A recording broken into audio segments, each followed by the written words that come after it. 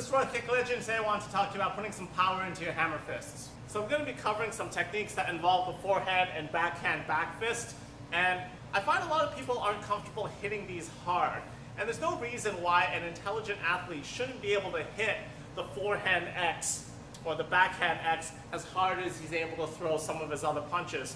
So we're going to look at how to work on this with the ball bag today so that when you put it on the tie pads or the focus mitts, you're able to hit it comfortably. A lot of the reason you want to be able to hit these hard is to convince yourself that this stuff actually works. In a very athletic sparring environment, if you don't feel like you can hit as fluidly or as hard as the techniques you're used to, you're going to hesitate to use them. So we want to put in some solo time where we're not thinking about how to put this into an otherwise complicated drill. We want to put in just isolation time so that we're comfortable firing these fluidly and with some power. For the forehand X, if I'm using my lead hand, I'm turning my hips pretty much like for the hook, except there's a slightly downwards feel to it, so I'm sinking into my rear foot, maybe even a little bit more than I might otherwise do so. And same with the backhand X, I'm turning my hips like for the cross, but then I'm allowing my shoulder to drop into it a little bit more than I might even for a very grounded rear hand shot.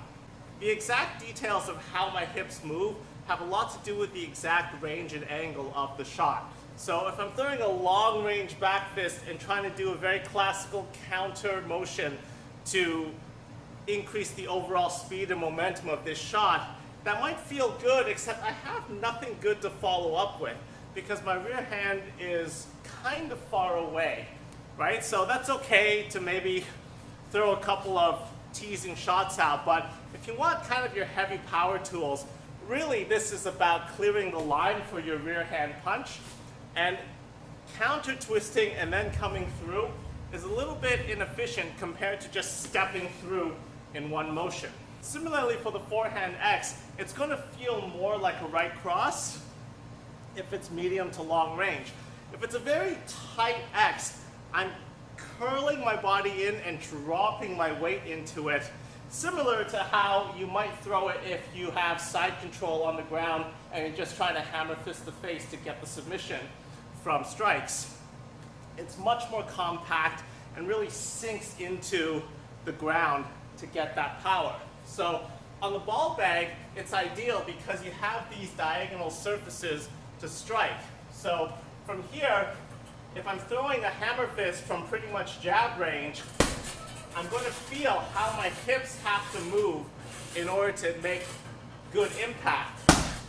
And you notice that against such a massive target, it naturally bounces back and I got to get it back to my face.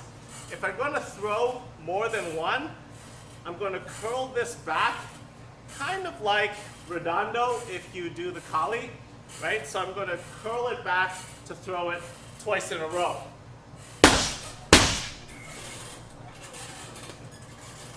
And same for the rear hand.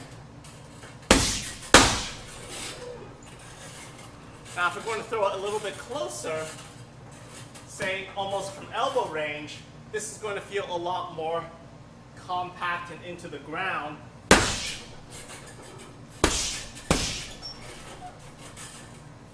And it's a little less comfortable, to be honest, because the bag has so much mass. It's not bouncing off at a very comfortable angle, but still you have to put in some time with it so that you're able to get comfortable with delivering multiple X's fluidly and with power. The clear the line back fist, which is typically after the forehand X coming through, so it's a little bit more horizontal. Again, I'm using this to clear the line so I'm not doing the counter twisting with my hips. I'm coming through with my hips to land the open shot. On the ball bag, you might find coming through with the right elbow is more comfortable. So there you have it. Put some solo time in with the ball bag or the heavy bag for these hammer fists and back fists, and that way you're going to be able to be comfortable once you put it into the kickboxing format, and you'll have confidence that this kind of stuff really works and has impact. This is World Kick Legend. Keep your chin down, elevate your striking.